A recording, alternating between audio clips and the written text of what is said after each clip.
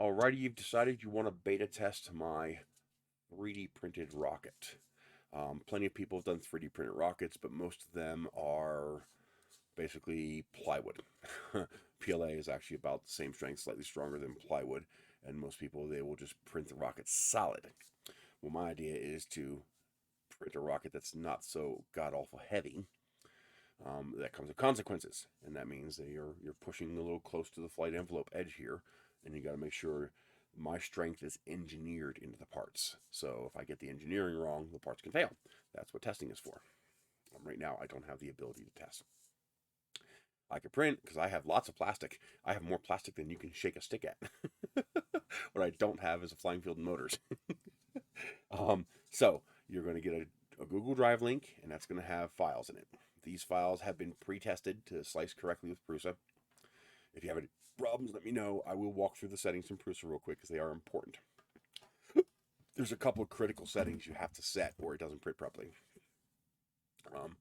One of the parts is not a flight part, it is a test part. That is this. It's going to 3-inch V4 test. All right, so you got to print 2 of these. And the reason you print 2 of them is that you're going to make sure these parts fit together properly. If you don't print 2 of them, you can't test it. So you test, make sure launch lugs should line up, although I found out that that is temporary. As you do this a few times, the plastic wears and they stop lining up.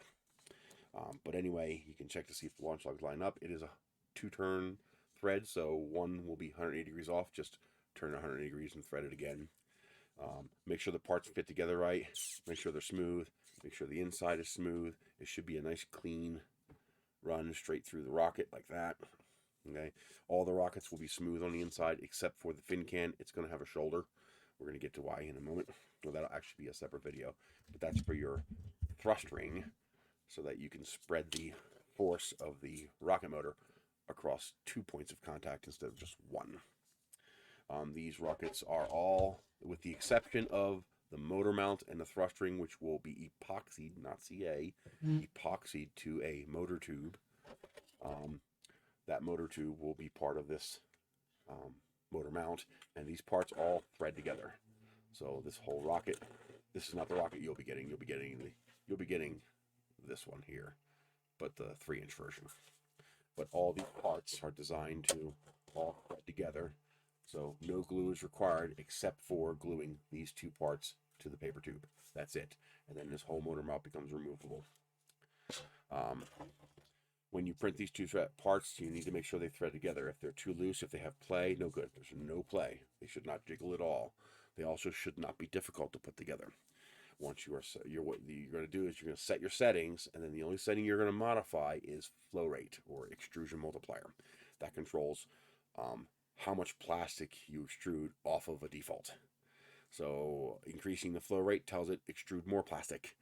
Decreasing the flow rate tells it to extrude less plastic. It's like a fine, think if you're a ham radio operator, you have the big knob that gets you where you want to be, and then you have the fine tune knob that gets you that last little kind of tuning into that station.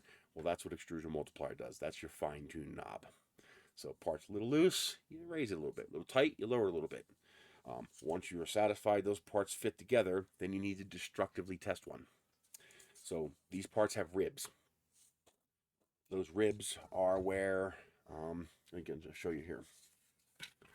If you've ever messed with the old RC Coroplast airplanes, it's literally, I'm making corrugated plastic. So you have an inside and you have an outside, and then you have ribs that connect them together. Now the thing is with 3D printing, every time you print a layer, every time you print a segment, you're creating 2 weaknesses, the start and the end of that segment. Well, these vase mode printed parts, like this part here, not counting the start and the finish, this has no start and stop. It's one continuous extrusion from beginning to end. So this part is one continuous extrusion. If I were to dismantle this part, the filament layers, it would be one long extrusion with no breaks. That's one of the reasons why the part's so light and one of the reasons why the part is so strong. So the way that works is there are ribs. You can see them in here. There are ribs cut out of the model, but that cutout doesn't go all the way to the surface because you notice you don't see the ribs there, except for the one main rib right there. I'll get to that in a minute. But all around the rest of the rocket, there's no ribs, but there are on the inside. That's because it does the outside, and then it cuts through that main seam to the inside of the rocket, and then it does the inside. So outside, go in, do the inside, go out, to the outside, go in, do the inside. You're going to notice your print head switching directions. You're going to think something's wrong. No, you're going this way for the one direction, but then when you come inside, it goes the other way because it's one continuous Mobius strip. Inside, outside, inside, outside, inside, outside. So how do I get the ribs? Well, the ribs is going back outside again, but not all the way. So instead of going back outside, which would create an island, which you can't do in vase mode, instead it goes out, touches the outside wall, and then it comes back. So instead of doing this, it goes around, out, in, around, out, in, around, out, in, around, out, in, and that creates those ribs without breaking vase mode. Now here's the problem though. If that rib does not go out far enough, it won't fuse with the outside layer. So the way you test that is you squeeze it. Okay, after a couple of initial little crinkles because of layers shifting around and whatnot, you basically shouldn't hear any noise and you shouldn't feel any movement. You should be able to give this a pretty good squeeze, a squeeze that would collapse a paper tube. You should be able to give it a pretty decent squeeze and hear a minimum of crunching. If you hear lots of crunch, crunch, crunch, crunch, that indicates you're not extruding enough plastic and your ribs did not fuse to the outside layer. So you got to increase your flow rate, print the part again. Once you get that part printing satisfactorily, you print a second one with the exact same settings. And then you make sure those two parts properly thread together. And you make sure they thread together still. Otherwise, you won't be able to assemble the rocket. Okay? Once you're satisfied with those settings, then you go and print all your other parts. One last thing you have to check. That one seam that goes all the way through the rocket, that's critical. That's the weakest part of this entire construction because that's the part where it's not a continuous piece. It's where the two parts are cut apart like this.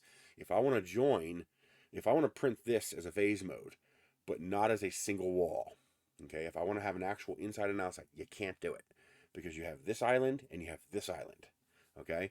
But what happens if I do this? Well, now you can print it. You can print the outside, and then you go inside and print the inside. Then you come outside and you print the outside. You go inside, you print the inside. You go outside, you print the outside. See? But you can't do that with this because you have to do the outside, and then you have to jump to the inside and do the inside, and then you have to jump to the outside and do the outside. By simply putting a break of 0 dimension, technically the nozzle can move inside and go around, move outside and go around, and move inside and go around and go outside. And because that cut, my opening in my C here, basically my tube is a C, except I've made the C so close that the plastic fuses when it passes each other. And you get a fused seam. But if you're not extruding enough plastic, that seam won't fuse and it will break apart. And you'll see that in his pictures. So what we do is we destructively test one. We find the seam, we put our fingers on that seam, and we crush this part. And we wrangle it, and we try to break the seam. And you can see I've broken this model everywhere except the seam. That means the seam is good, all right? Once you can do that and your seam does not break, you've gotten gold standard. Go ahead and start printing your parts. If you have one printer, it's going to take you about 2.5 days to print all the parts. If you have 2 printers, you can just about print all the parts in 1 day. It should take you about half of a roll of filament. Barring any mistakes or failures, it'll take about half a roll of filament. The rocket is actually surprisingly light. In theory, I haven't actually tallied it up. Oh, you get 2 rockets out of 1 roll of filament, in theory. Okay, so then you start printing your parts. You're going to have a fin can, which is going to be look kind of like that. Okay, but I'm going to use this as a different model. So you're going to have the base fin can, which is going to have your screwed threads on both ends, just like this, male and female. And it's also going to have a launch lug, and it's also going to have the fins. Okay, that part actually prints upside down. Most of these parts actually print upside down. You're going to print a fin can, then you're going to have what's called a seg lug. Seg is a body segment, so you could technically call this seg fin. It's segment with fins. And then you're going to have a segment with lug, seg lug. It's going to have a lug on it. In theory, those will line up. We'll get more into how to fix it if they don't. Otherwise, you only have these 2 points of contact, and you can get a little bending on the rod in the wind. Then you're going to have a seg, which is just this body segment without the lug. And then you're going to have a seg nose, which is this body segment without the lug and without the threads. And instead of having the threads, it's going to have a smooth entrance, and that's going to allow you to slide the nose cone in. The next piece is the coupler, which is this part of the nose cone, and then the nose cone itself. Those two thread together. All of this screws together. The only point in time in which you will ever have to use glue is for the motor mount assembly itself. The motor mount will consist of a piece of BMS 29mm motor mount tube that is at least 4 inches longer than the fin can body segment, so you're going to be sticking out 2 inches on both ends. And then you're going to glue to it the thrust ring and the motor mount. And I will have a separate video on how to do that. But basically, you glue this, use epoxy, not CA. You glue this to the motor mount tube with about 2 inches sticking out. You then shove it inside the rocket. It's going to sit up against the shoulder on the front of the rocket. You then push this onto the motor mount tube and thread it in. And then after you have it threaded in, you're going to take your finger and you're going to push down on that motor tube to force that thrust ring against the shoulder on the front of the fin can. And then you mark the tube at the top of this here. So your body tube sticks out and you mark it right there. So you know exactly where this stops.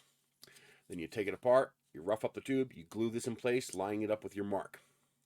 Once it's dry, also before you glue it in place, make sure the hole in your thrust ring and the holes in your motor mount line up. Okay, they don't have to be exact, but you want them pretty close. Once that's dry, that entire assembly will screw into any of these rockets.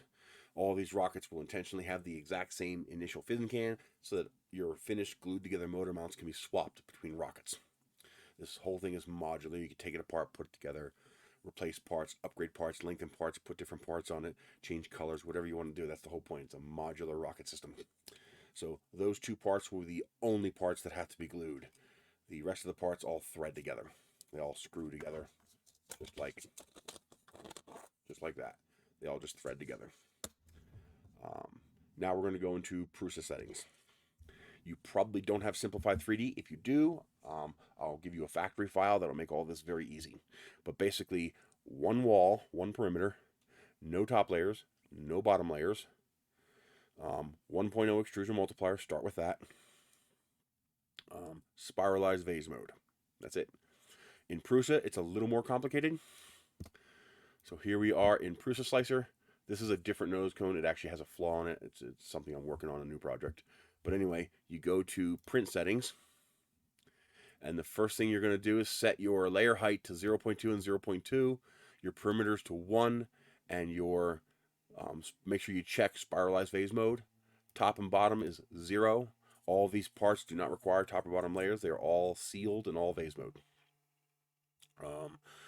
I would leave all the rest of this the same, although we probably should turn some of this off because it'll probably fix some of the problems. But anyway, that should be it for this. You probably will, if you're printing on a fuzzy surface, then you probably don't need nothing but a skirt to get, purged. If you're printing on glass or silicon dioxide or PEI, you're probably going to need a brim because the actual contact patch with the bed is very small. It's literally 0.8 millimeters. It's 2 perimeters. It's a wide contact patch, but it's a small contact patch. So vase mode helps, but still, you might need a brim. You'll find out when you print your test pieces. So brim as you see fit. Under advanced, the first thing is first. This setting here, slice gap closing radius. Your parts will not even slice correctly unless you set this to 0. This has to be set to 0. Then these 3 up here that say 0.4, you must set them all to 0.4. So type in 0.4 millimeter, 0.4 millimeter, 0.4 millimeter, and hit save. Let's see, what else? As far as temperature, first layer, 220 Celsius. Second and third, after the first layer, 215, 210. Stay on the hotter side. If you're printing PLA Plus, just stay 220 across the board. PLA Plus likes hotter temperature. Do not use silk. This will come apart if you use silk. Silk is actually substantially stronger than regular PLA. It's stupidly strong. Like, you can't break it. However, people think they're breaking silk parts. They're not. What they're actually doing is separating the layers. Okay, you have one layer, and then you're putting another layer on top of it, and those layers fuse together. Silk does not fuse. Very, very poor fuse. Now, if you were to build something with a 0.6 or a 0.8 millimeter nozzle, you might be able to get away with silk. Maybe. I know how badly you want to print a rocket with that dual color quantum filament. It's not going to work. It's going to blow apart when the ejection charge fires because silk has very poor layer bonding. Each layer itself is incredibly strong, but they don't bond together. The bonding is just very poor. So use PLA or PLA Plus or PETG or ABS or ASA, as you decide you see fit. But 0.4, 100, 0.4, 0.4, and slice gap closing. Keep yawning. Radius, 0. Very important. Is printer settings where you set temperature? Extruder 1. I forget where. Nozzle diameter, 0.4. Layer height limits, 0.2, 0.2. Basically, you don't want the slicer being intelligent. You don't want it using adaptive anything because we're using a lot of modeler and slicer sleight of hand to make these parts work. So when you start doing things intelligently and it doesn't realize what you're doing, it begins to break your model. Okay, so you basically want to do what you need to turn all that off. Retraction doesn't matter because you're not going to be doing any retraction. Lift Z doesn't matter because you're not going to be doing any retractions. It's all one continuous extrusion. Oh yeah, filament settings is where that is. So set your bed temperature 60, 80, depending on what you're printing. 220 first layer, and then PLA Plus stay with 220. PLA you can go down to 215 or 210. You'll probably be fine. You put in how much you pay per kilogram, and it'll even tell you how much the rocket cost you. But that's it. Sliced apart. One thing you're going to look for is if you see something like this, this is bad. See how it's missing a layer there? Okay, your parts should not do this. I believe I've vetted all those parts. But if you have a missing layer like this, something's wrong. The settings we chose should have fixed that. But they didn't, which means I have something wrong with this model, so I got to go back and fix this model. This is not part of the STLs you're receiving. But you want to make sure you go up and down the model, and you want to make sure there are no gaps. Up and down the model, and there we go. Besides that one at the top, there's no gaps. So I just have to go into my modeling program and correct that. You can see this is your seam that goes from the inside to the outside. And if we go inside, we can actually see how this works. You can see how I create that integrated three-dimensional reinforced structure without having to create individual layers. It's all one continuous vase mode extrusion. While you're in here, zoom in on one of these ribs and make sure that they are touching.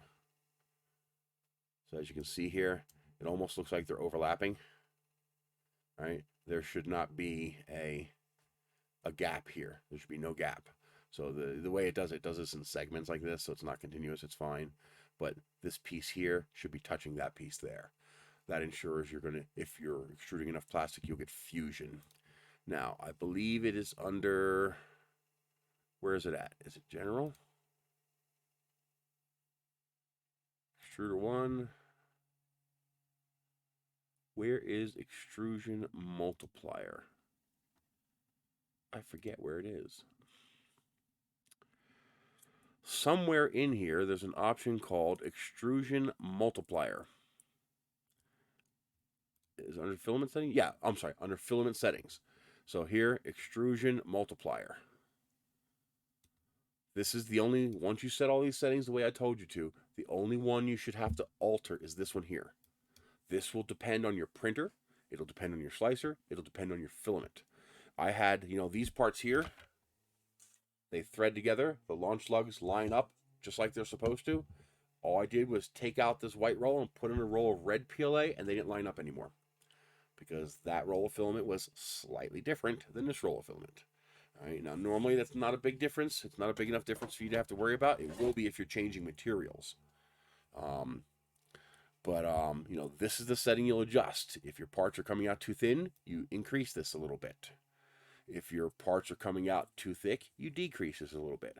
So 1.2 would be printing at 102%, while 0.99 would be printing at 99% extrusion. So it doesn't take much, just a little tiny adjustment. You can change that up and down a little bit. Actually, it might be 1.02, might be 2%. You're going to be adjusting it in 1% increments to get what you want. You go up 2%, go down 2% until you get your parts to fit together well, and you cannot break your seam when you crush the model. Once you're satisfied with that, save that as a profile, and you're good. From what we're finding out, 1.0 for PLA in Prusa Slicer on the Prusa Mark III Plus, and 1.05 for PETG. So it just depends. Your number will be different. That's the one thing that's going to be different, because you're going to have a different printer. You're going to have a different roll of filament. That's what the test pieces are for, to make sure you get the settings set correctly and you don't have any problems. If you have any questions, send me a message and I will do my best to answer and walk you through whatever we have to get through. Some pieces have open bottoms like this. That doesn't matter. It's sealed on the other end, so it's okay. So it's totally okay for that piece to be open on the bottom. No bottom layers, no top layers. You know, when you print a part, it's just going to be, you know, two walls connected with ribs. And like this part is, you see this part sealed on both ends. This comes down to two perimeters. This comes down to two perimeters. But parts like the motor mount, parts like the thrust ring, parts like the coupler don't need. They only need to be sealed on one end. So they're only sealed on one end because that saves you plastic. So what you won't have is a part that is open on both ends. I've eliminated that, so you have no need for top and bottom layers. And they should be relatively well sealed. Sealed enough for rocket flight, that's for sure, once you're done printing them. So any questions, send me a message. What I need from you is, you know, flight within a month or so, you know, next 3 to 4 weeks. I need pictures. You know, take me pictures if you finish model. Take me pictures post-flight. Debrief when you're done flying the model. How did it go? Try not to overstuff it. The new parts, like for example, there's a part called SegWeb, and it's got a grid inside so your parachute doesn't fall through down the length of your rocket. You can move that up and down depending on where you want it. I'll have a whole separate video on how to assemble the rocket, so that'll be a completely separate video on its own right. I should have that ready by the time you're ready to fly it, because everything just threads together. It's very easy, theoretically. That's what we're here to find out.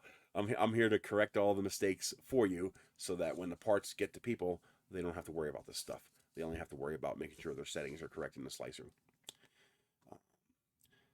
A flight picture.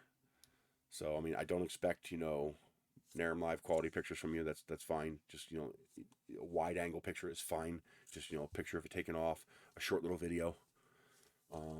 If you want to push your luck with power, do a lower power flight first.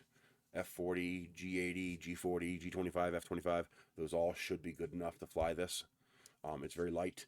I believe his all-up wet mass is 23 ounces, and that was with a pretty heavy parachute inside. And I've made optimizations since that flight, so your all-up wet mass should be between 20 and 23 ounces. Ready to go. If you want to experiment with flying a shorter rocket and see how short we can get it and still be stable, wait until after the first successful flight. If you want to put a big motor in it, you know, put an H in it, you know, 29 millimeter H or something like that, wait until after the first flight. But then go to town, you know, see what it can handle.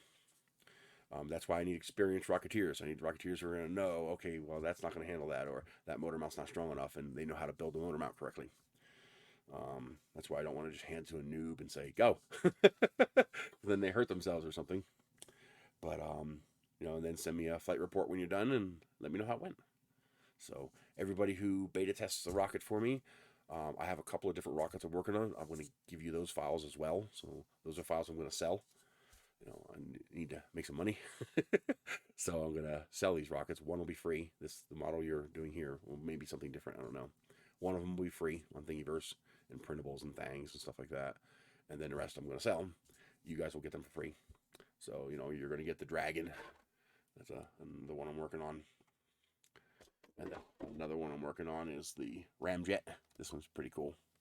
So I'm basically making a 3-inch upscale of the Estes ramjet. So I even got so you don't have to paint anything. You just print all the parts in the appropriate color. And that will be an Estes ramjet upscale. So that's going to be very cool. I'm looking forward to flying that. Oh, here's one of the fins. I even came up with a way. This will be glued together. All these parts will have to be glued together. They won't be threaded like the MRS. But I even figured out a way to do the fins. You epoxy the fin on or CA it on. This will be 24 millimeter. But yeah, this is going to be cool. I'm looking forward to flying that. And I'm also working on gliders.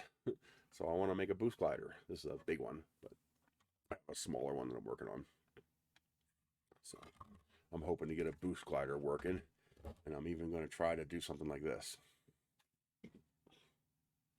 It's a little heavy with the 0.6 millimeter, but the 0.4 millimeter one, which is 33% smaller than this, only weighs 40 grams. So not bad. Although it's going to need nose weight. I have a little slot there where you can glue a coin. So that's going to be fun to, you know, try to get one of these working. But that's it. You have any questions? Send me an email, and I will work with you one-on-one. Get your print settings working right as best I can. I need relatively experienced people. I can't afford to spend hours and hours and hours walking noobs through this. No offense, but you know, this prototyping is, you know, when the rocket's finished, then you guys will get access to it. But right now, I need experienced people who kind of have an idea of what they're doing, especially on the rocket side, and can help me out in prototyping flying this. So that's it. Thank you very much.